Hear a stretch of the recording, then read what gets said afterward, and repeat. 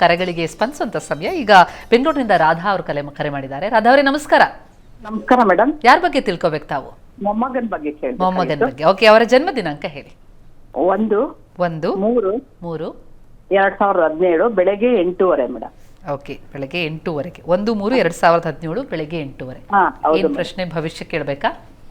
ಅವನು ಅದೇ ವಿದ್ಯಾಭ್ಯಾಸ ಆರೋಗ್ಯ ಬಗ್ಗೆ ಕೇಳ್ಬೇಕು. ಖಂಡಿತ. ನಮಸ್ಕಾರ ರಾಧಾ ಅವರೇ. ನಮಸ್ಕಾರ ಶಾಸ್ತ್ರಿಗಳು. ನಮಸ್ಕಾರ. ನೋಡೋಣ ಜಾತಕ. ಈಗ ನೋಡಿದ್ರೆ ಬುಧ ದಶೆಯಲ್ಲಿ ಈಗ ನಡೀತಾ ಇರತಕ್ಕಂಥದ್ದು ಟೈಮು ರಾಹು ನಡೀತಾ ಇದೆ. ರಾಹು ಜಾತಕದಲ್ಲಿ ಷಷ್ಠಸ್ಥಾನ ಆರೋಗ್ಯ ಸ್ವಲ್ಪ ಗಮನಿಸ್ಕೊಳ್ಬೇಕು. ಯಾಕಂದರೆ 6ನೇ ಮನೆಯಲ್ಲಿರೋ ರಾಹು ಸ್ವಲ್ಪ ರೋಗ ಬಾಧೆಯನ್ನು ಉಂಟು ಮಾಡುತ್ತೆ, ಉದರ ಬಾಧೆಯನ್ನು ಉಂಟು ಮಾಡುತ್ತೆ. ಹೊಟ್ಟೆಗೆ ಅಂದರೆ ಆಹಾರ ತಗೊಳ್ಳೋಕ್ಕಾಗಲ್ಲ, ಆ ಥರ ಮಾಡಿಬಿಡುತ್ತೆ. ಹೀಗಾಗಿ ಸ್ವಲ್ಪ ಗಮನ ಕೊಡಿ. ಸುಬ್ರಹ್ಮಣ್ಯ ಸ್ವಾಮಿ ಸನ್ನಿಧಾನದಲ್ಲಿ ರುದ್ರಾಭಿಷೇಕ ಮಾಡಿಸಿ ಸ್ವಲ್ಪ ಮಗುಗೆ ತೀರ್ಥ ಕೂಡಿಸಿ, ಅದು ತುಂಬ ಚೆನ್ನಾಗಿ ಪವರ್ ತಂದುಕೊಡುತ್ತೆ. ಉಳಿದ ಹಾಗೆ ವಿದ್ಯಾಧಿಪತಿ ಇತ್ಯಾದಿ ಎಲ್ಲ ಚೆನ್ನಾಗಿದೆ. ಈಗ ಸದ್ಯಕ್ಕೆ ಆರೋಗ್ಯದ ಕಡೆ ಶುಕ್ರ ತುಂಬ ಚೆನ್ನಾಗಿದ್ದಾನೆ. ಜಾತಕದಲ್ಲಿ ಮಾಲವೀಯ ಯೋಗ ಇದೆ, ಎಲ್ಲ ರೀತಿಯ ಅನುಕೂಲ ಇದೆ. ತತ್ಕಾಲದಲ್ಲಿ ಈಗ ಆರೋಗ್ಯದ ಕಡೆಗೆ ಸುಬ್ರಹ್ಮಣ್ಯ ಸ್ವಾಮಿಯಲ್ಲಿ ಅಲ್ಲಿ ಅಭಿಷೇಕ ಮಾಡಿಸಿ ಕೂಡಿಸಿ, ಅದು ಮುಖ್ಯವಾಗಿ ಮಗುಗೆ ಬೇಕಾಗಿದೆ. ಒಳ್ಳೆಯದಾಗಲಿ. ಧನ್ಯವಾದ ರಾಧಾ ಅವರೇ ಕರೆ ಮಾಡಿದ್ದಕ್ಕೆ. ಇನ್ನು ಚಾಮರಾಜನಗರದಿಂದ ಸುರೇಶ್ ಅವರು ಕಾಲ್ ಮಾಡಿದ್ದಾರೆ. ಸುರೇಶ್ ಅವರೇ ನಮಸ್ಕಾರ. ನಮಸ್ಕಾರ ಮೇಡಮ್. ಯಾರ ಬಗ್ಗೆ ತಿಳ್ಕೊಬೇಕು ತಾವು? ನಮ್ಮ ಮಗನ ಬಗ್ಗೆ ತಿಳ್ಬೇಕಾಯ್ತು ಮೇಡಮ್. ಓಕೆ, ಅವರ ಜನ್ಮ ದಿನಾಂಕ ತಿಳಿಸಿ. 19-5-98 ಮೇಡಮ್. 19-5-98? ಹೌದು ಮೇಡಮ್. ಓಕೆ, ಸಮಯ 12:25 ಮಧ್ಯಾಹ್ನನ? ಹೌದು ಮೇಡಮ್. ಓಕೆ, ಏನ್ ಪ್ರಶ್ನೆ? ನನ್ನ ಮಗನ ಬಗ್ಗೆ ಕೇಳಬೇಕಾಯ್ತು ಮೇಡಮ್. ಓಕೆ, ಅವರ ಭವಿಷ್ಯನ, ಮದುವೆನ? ಹೌದು ಮೇಡಮ್. ನಮಸ್ಕಾರ ಸುರೇಶ್ ಅವರೇ. 12:25 ಮೇಡಮ್. ಗೊತ್ತಾಯ್ತು ಸುರೇಶ್ ಅವರೇ. ಹೌದು ಮೇಡಮ್, ಮಧ್ಯಾಹ್ನ ಮೇಡಮ್. ತಾವು ಟಿವಿ ನೋಡಿ ಮಾತನಾಡಬೇಡಿ ಸುರೇಶ್ ಅವರೇ, ನೇರವಾಗಿ ಫೋನಲ್ಲಿ ಮಾತನಾಡಿ. ಗುರು ನೋಡಿ, ಈಗ ಗುರುದಶೆಯಲ್ಲಿ ಕೇತು ಭುಕ್ತಿ ಇನ್ನೇನು ನವೆಂಬರೇ ಮುಗಿದೋಗುತ್ತೆ, ಶುಕ್ರ ಪ್ರಾರಂಭವಾಗುತ್ತೆ. ಶುಕ್ರದಶೆಯಲ್ಲಿ ಇವರಿಗೆ ವಸ್ತುತಃ ಶುಕ್ರ ತುಂಬ ಚೆನ್ನಾಗಿದ್ದಾನೆ. ಅಷ್ಟಮದಲ್ಲಿದ್ದರೂ ಶುಕ್ರನಿಗೆ ತೊಂದರೆ ಇಲ್ಲ, ಒಳ್ಳೆಯ ಫಲವನ್ನೇ ಶಾಸ್ತ್ರ ನಿರ್ದೇಶನ ಮಾಡಿದೆ. ಹೀಗಾಗಿ ಅವನು ಕರ್ಮಾಧಿಪತಿ. ಹೀಗಾಗಿ ಕೆಲಸ, ವಿವಾಹ ಇತ್ಯಾದಿಗಳೆಲ್ಲದಕ್ಕೆ ಒಂದು ದಾರಿ ಮುಂದಿನ ಈಗ ನಾಳೆ ನವೆಂಬರ್ ಎಂಡಿನಿಂದ ಶುರುವಾಗುತ್ತೆ. ಹೀಗಾಗಿ ಅನುಕೂಲ ಇದೆ. ವಿವಾಹಕ್ಕೆ ಸ್ವಲ್ಪ ತೊಡಕಿದೆ. ಚಂದ್ರ ಗುರು ಕೇತುಗಳಿದ್ದಾರೆ, ಆ ಶಾಂತಿ ಬೇಕು. ಆ ಗ್ರಹ ಶಾಂತಿ ಮಾಡಿಸಿ ನೀವು ಮುಂದುವರಿಯೋದು ತುಂಬ ಒಳ್ಳೆಯದು. ಮುಂದೆ ಮೊದಲು ಕೆಲಸ ಬಲವಾಗಲಿ, ಆಗುತ್ತೆ. ನವೆಂಬರ್ ನಂತರದಲ್ಲಿ ಅವರಿಗೆ ತುಂಬ ಚೆನ್ನಾಗಿದೆ. ಒಳ್ಳೆಯದಾಗಲಿ. ಧನ್ಯವಾದ ಸುರೇಶ್ ಅವರೇ ಕರೆ ಮಾಡಿದ್ದಕ್ಕೆ. ಇನ್ನು ಚಾಮರಾಜನಗರದಿಂದಲೇ ಸ್ವಾಮಿ ಅನ್ನೋರು ಕರೆ ಮಾಡಿದ್ದಾರೆ. ಸ್ವಾಮಿಯವರೇ ನಮಸ್ತೆ. ನಮಸ್ತೆ ಮೇಡಮ್. ಯಾರ ಬಗ್ಗೆ ತಿಳ್ಕೊಬೇಕು ತಾವು? ನನ್ನ ಮಗಳ ಬಗ್ಗೆ ಕೇಳಿ. ಮಗಳ ಬಗ್ಗೆ. ಓಕೆ, ಅವರ ಜನ್ಮ ದಿನಾಂಕ ಹೇಳಿ. 30-8-2001. ಓಕೆ, ಸಮಯ ಬೆಳಗಿನ ಜಾವ 3:35 ಮೇಡಮ್. 3:35 ಬೆಳಗಿನ ಜಾವ. ಓಕೆ, ಏನ್ ಪ್ರಶ್ನೆ? ಅವ್ರದ್ದು ಮದುವೆ ಬಗ್ಗೆ ಕೇಳಬೇಕಿತ್ತು. ಓಕೆ, ಖಂಡಿತ ಉತ್ತರಿಸ್ತಾರೆ ಶಾಸ್ತ್ರಿಗಳು. ನಮಸ್ಕಾರ ಸ್ವಾಮಿಗಳೇ. ನಮಸ್ಕಾರ ಶಾಸ್ತ್ರಿಗಳು. ನಮಸ್ಕಾರ. ಧನ್ಯವಾದಗಳು. ನಮಸ್ಕಾರ. ವಿವಾಹದ ಬಗ್ಗೆ ಕೇಳಿದರೆ ಸಪ್ತಮಾಧಿಪತಿ ಲಾಭದಲ್ಲಿದ್ದಾನೆ, ಯೋಚನೆ ಮಾಡೋದು ಬೇಡ, ಚೆನ್ನಾಗಿರ್ತಾರೆ ಅವರು. ಈಗ ಪ್ರಸ್ತುತ ರಾಹು ದಶೆಯಲ್ಲಿ ರಾಹು ಭಕ್ತಿನೇ ನಡೀತಾ ಇದೆ. ಈಗ ರಾಹು ವೇದಲ್ಲಿದ್ದಾನೆ, ಇರಲಿ, ತೊಂದರೆ ಇಲ್ಲ. ಒಂದು ಅಲ್ಲಿ ಚಂದ್ರನ ಜೊತೆಗೆ ಕುಜ ಇದ್ದರೆ ಅದು ಒಂದು ಶಾಂತಿಯನ್ನು ಮಾಡಿಸಿದ್ರೆ ತುಂಬ ಒಳ್ಳೆಯದು ಅಂತ ಶಾಸ್ತ್ರ ಹೇಳುತ್ತೆ. ಹೀಗಾಗಿ ಒಂದು ಕುಜ ಶಾಂತಿ ಒಂದು ಮಾಡಿಸಿ, ಉಳಿದ ಹಾಗೆ ಚೆನ್ನಾಗಿದೆ, ಚೆನ್ನಾಗಿರ್ತಾರೆ, ಯೋಚನೆ ಮಾಡೋದು ಬೇಡ. ಲಗ್ನದಲ್ಲಿ ಲಾಭಾಧಿಪತಿ ಶುಕ್ರ ಇದ್ದಾನಲ್ಲ, ಹೀಗಾಗಿ ಅದು ತುಂಬ ಚೆನ್ನಾಗಿ ನಡೆಸ್ಕೊಂಡು ಹೋಗ್ತಾನೆ, ಯೋಚನೆ ಮಾಡೋದು ಬೇಡ, ಚೆನ್ನಾಗಿದೆ, ಒಳ್ಳೆಯದಾಗಲಿ. ಧನ್ಯವಾದ ಸ್ವಾಮಿ ಅವರೇ ಕರೆ ಮಾಡಿದ್ದಕ್ಕೆ. ಇನ್ನಷ್ಟು ಕರೆಗಳಿಗೆ ಸ್ಪಂದಿಸೋ ಮುನ್ನ ಈಗ ಮತ್ತೆ ಉಳಿದ ರಾಶಿಗಳ ಫಲಾನುಫಲ ತಿಳಿಯುವಂಥ ಸಮಯ. ಶಾಸ್ತ್ರಗಳೇ, ಕರ್ಕಾಟಕ, ಸಿಂಹ ಮತ್ತು ಕನ್ಯಾದ. ನೋಡೋಣ.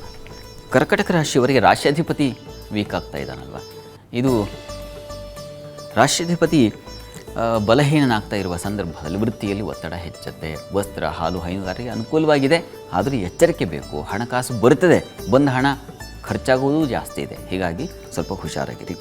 ಇನ್ನು ಉಳಿದ ಹಾಗೆ ಮುಖ್ಯವಾಗಿ ಮಾಂದಿಯ ಸಂಚಾರ ನಿಮಗೆ ಈ ಪಂಚಮ ಸ್ಥಾನದಲ್ಲಿ, ಷಷ್ಠ ಸ್ಥಾನದಲ್ಲಿ, ರೋಗ ಸ್ಥಾನದಲ್ಲಿ ಬರುತ್ತೆ. ಹೀಗಾಗಿ ಆರೋಗ್ಯದ ವಿಚಾರದ ಸ್ವಲ್ಪ ಹುಷಾರಾಗಿರಬೇಕು. ನೀವು ಸಾಲದ ವಿಚಾರದ ಸ್ವಲ್ಪ ಹುಷಾರಾಗಿರಬೇಕು.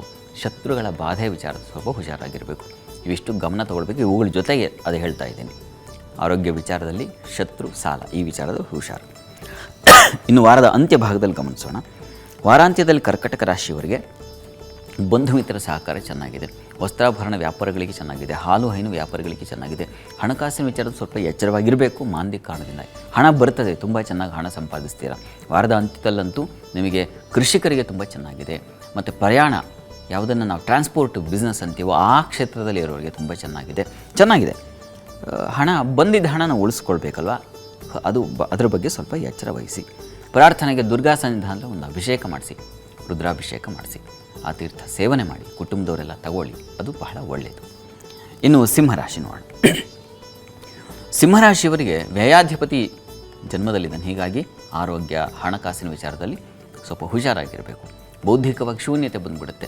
ತೀರ್ಮಾನ ತಗೊಳ್ಳುವಾಗ ಎಚ್ಚರ ವಹಿಸಿ. ಯಾವುದೋ ಒಂದು ಇಂಪಾರ್ಟೆಂಟ್ ಡಿಸಿಷನ್ಸ್ ಅಂದರೆ ಅವಾಗೇನಾಗುತ್ತೆ, ಗೊಂದಲ ಉಂಟಾಗುತ್ತೆ. ಅದ ಇದ ಹೀಗಾಗಿ ಕೊನೆಗೆ ತಪ್ಪೇ ಆಗಿಬಿಡುತ್ತೆ. ಹೀಗಾಗಿ ಹಿರಿಯರ ಮಾರ್ಗದರ್ಶನ ತಗೊಳ್ಳೋದು ಬಹಳ ಒಳ್ಳೆಯದು. ಉತ್ತಮರನ್ನು, ಹಿರಿಯರನ್ನು, ಬುದ್ಧಿವಂತರ ಸಲಹೆ ತಗೊಳ್ಳಿ, ಅದು ಬೇಕು. ವಾರದ ಆದಿಯಲ್ಲಿ ಉಳಿದ ಹಾಗೆ ಕೆಲಸದಲ್ಲೆಲ್ಲ ತೊಂದರೆ ಇಲ್ಲ, ಚೆನ್ನಾಗಿದೆ, ಅನುಕೂಲ ಆಗುತ್ತೆ. ಇನ್ನು ವಾರದ ಅಂತ್ಯ ಭಾಗ ಗಮನಿಸ್ಕೊಂಡ್ರೆ ನಿಮಗೆ ಸಹೋದರ ಸಹಕಾರ ಸ್ವಲ್ಪ ಮಟ್ಟಿಗೆ ಅನುಕೂಲ ಆಗ್ತಾ ಹೋಗುತ್ತೆ. ವೃತ್ತಿಯಲ್ಲಿ ಹೆಚ್ಚಿನ ಅನುಕೂಲ, ಗುರುತರ ಒಂದು ಒಳ್ಳೆಯ ಜವಾಬ್ದಾರಿ, ಇದನ್ನು ಮಾಡ್ತೀಯ ನೀನು, ಬಹಳ ಇಂಪಾರ್ಟೆಂಟ್ ಅನಿಸುತ್ತೆ ಅಂಥದ್ದು ನಿಮಗೆ ವಹಿಸ್ತಾರೆ, ಅದೆಲ್ಲ ಚೆನ್ನಾಗಿದೆ. ಆಹಾರದ ಸ್ವಲ್ಪ ವ್ಯತ್ಯಾಸ ಮಾಡ್ಕೊಳ್ತೀರಾ, ಹೀಗಾಗಿ ಹೊರಗಿನ ಆಹಾರ ಕೈ ಬಿಡಿ. ನವರಾತ್ರಿ ಶುರುವಾಗಿರುತ್ತೆ ಅಂತ್ಯ ಭಾಗದಲ್ಲಿ, ಹೀಗಾಗಿ ನವರಾತ್ರಿ ಆರಾಧನೆ ಮಾಡಬೇಕು. ತಪ್ಪದೆ ಎಲ್ಲ ರಾಶಿಯವರು ದುರ್ಗಾ ಪ್ರಾರ್ಥನೆಯನ್ನು ಮಾಡೋದು ಮರಿಬೇಡಿ. ಚೆನ್ನಾಗಿದೆ ಒಟ್ಟಾರೆಯಾಗಿ. ನಿಮಗೆ ಧೈರ್ಯ, ಧೃತಿ, ಸ್ತ್ರೀಯರಿಗೆ ಹೆಚ್ಚಿನ ಧೈರ್ಯ ಬರ್ತದೆ. ಒಳ್ಳೆಯ ಸಾಹಸ ಕಾರ್ಯಗಳನ್ನು ಮಾಡಿ ಅದರಲ್ಲಿ ಸೈ ಅನಿಸ್ಕೊಳ್ತಕ್ಕಂಥ ಸಾಧ್ಯತೆ ಇದೆಲ್ಲ ತುಂಬ ಚೆನ್ನಾಗಿದೆ ಇವರೇ. ಪ್ರಾರ್ಥನೆಗೆ ಏನಪ್ಪ ಸಿಂಹರಾಶಿಯವರು ಅಂತಂದರೆ ನೋಡಿ, ಮಹಾಲಕ್ಷ್ಮಿ ಸನ್ನಿಧಾನದಲ್ಲಿ ಒಂದು ಕ್ಷೀರ ಸಮರ್ಪಣೆ ಮಾಡಿ. ಅಲ್ಲಿ ಚಂದ್ರ, ಮಾಂದಿ ಎಲ್ಲ ಒಟ್ಟಾಗಿ ಬಿಡ್ತಾರೆ ಶುಕ್ರನ ಜೊತೆಗೆ, ಹೀಗಾಗಿ ಸ್ವಲ್ಪ ಕಿರಿಕಿರಿಯೂ ಉಂಟಾಗೋ ಸಾಧ್ಯತೆ. ಅದರ ನಿವಾರಣೆಗೆ ಇದು ಮಹಾಲಕ್ಷ್ಮಿ ಸನ್ನಿಧಾನದಲ್ಲಿ ಅಭಿಷೇಕ ಮಾಡಿಸೋದು, ಹಾಲಿನ ಅಭಿಷೇಕ. ಇನ್ನು ಕನ್ಯಾ ರಾಶಿ ಗಮನಿಸೋಣ. ಕನ್ಯಾ ರಾಶಿಯವರಿಗೆ ಸ್ತ್ರೀಯರಿಗೆ ಹೆಚ್ಚಿನ ಅಧಿಕ ವ್ಯಯ ಸೂಚಿಸ್ತಾ ಇದೆ. ಬಂಧು ಮಿತ್ರರಲ್ಲಿ ಸ್ವಲ್ಪ ಮನಸ್ತಾಪ ಬರ್ತದೆ, ಸ್ವಲ್ಪ ಹುಷಾರಾಗಿರಿ ಅವ್ರ ಜೊತೆಗೆ ವ್ಯವಹರಿಸುವಾಗ, ಮಾತಾಡುವಾಗ. ಪ್ರಯಾಣ, ಅವ್ರ ಜೊತೆಗಿನ ಪ್ರಯಾಣಗಳೇ ಆಗಬಹುದು. ಎಲ್ಲೋ ಹೊರಟಿರ್ತೀರ, ತೀರ್ಥಯಾತ್ರೆಯೋ ಮತ್ತೊಂದು ಮಗದೊಂದು, ಅಲ್ಲೇ ದಾರಿಲೇ ಕಿತ್ತಾಟ, ಈ ಥರದ್ದು ಸನ್ನಿವೇಶ ಇದೆ. ಸ್ವಲ್ಪ ಹುಷಾರು, ಪ್ರಯಾಣದಲ್ಲಿ ಎಚ್ಚರ ವಹಿಸಬೇಕು. ಇನ್ನು ಉಳಿದ ಹಾಗೆ ಮುಖ್ಯವಾಗಿ ನಿಮ್ಮ ರಾಶಿಯಿಂದ ಈ ವಾರದ ಆದಿಯಲ್ಲಿ ನೀವು ಗಮನಿಸೋದು ಹೃದಯ ಭಾಗದಲ್ಲಿ ಸ್ವಲ್ಪ ಏರುಪೇರಾಗೋ ಸಾಧ್ಯತೆ ಇರ್ತದೆ. ಹಾಸ್ಪಿಟಲ್ಗೆ ಆದಷ್ಟು ಬೇಗ ತೋರಿಸಿ. ಅಕಸ್ಮಾತ್ ಆ ಥರದ್ದು ಇದ್ದರೆ ಅದನ್ನ ಇಲ್ಲಿ ಬರೀಲಿಲ್ಲ, ಗಾಬರಿ ಮಾಡ್ಕೋತೀರಾ ಅಂತಷ್ಟೇ. ಇನ್ನು ವಾರದ ಅಂತ್ಯ ಭಾಗದಲ್ಲಿ ಗಮನಿಸೋಣ. ವಾರದ ಅಂತ್ಯದಲ್ಲಿ ಕನ್ಯಾ ರಾಶಿಯವರಿಗೆ ಕ್ಷೀರ ಧಾನ್ಯ ವ್ಯಾಪಾರಿಗಳು ವಿಶೇಷವಾದ ಲಾಭ ಇದೆ. ಕುಟುಂಬ ಸಹಕಾರ ತುಂಬ ಚೆನ್ನಾಗಿರ್ತದೆ. ಹಣಕಾಸಿನ ಅನುಕೂಲ ಉಂಟಾಗುತ್ತೆ. ಕುಟುಂಬದಲ್ಲಿ ಸ್ತ್ರೀಯರಿಗೆ ಹೆಚ್ಚಿನ ಮಾನ್ಯತೆ ಸಿಗ್ತಕ್ಕಂಥದ್ದಾಗುತ್ತೆ. ವಿದ್ಯಾರ್ಥಿಗಳಿಗೆ ತುಂಬ ಚೆನ್ನಾಗಿರ್ತದೆ. ಇದರ ಹೊರತಾಗಿ ವಿದ್ಯಾರ್ಥಿಗಳಿಗೆ ಚೆನ್ನಾಗಿದೆ. ಆರೋಗ್ಯ ಸ್ವಲ್ಪ ಚೇತರಿಕೆ ಆಗುತ್ತೆ. ಗಾಬರಿ ಬೇಡ. ವಾರದ ಆದಿಯಲ್ಲಿ ಆಗ್ತಕ್ಕಂಥ ತೊಡಕಿಗೆ ಧನ್ವಂತರಿಗೆ ಪ್ರಾರ್ಥನೆ ಮಾಡ್ಕೊಳ್ಳಿ, ಧನ್ವಂತರಿ ದೇವನನ್ನು ಸ್ಮರಣೆ ಮಾಡ್ಕೊಳ್ಳಿ, ಅದು ನಿಮಗೆ ಅನುಕೂಲ ಮಾಡಿಕೊಡುತ್ತೆ. ಇದು ಬಹಳ ಮುಖ್ಯವಾದದ್ದು. ಎಸ್.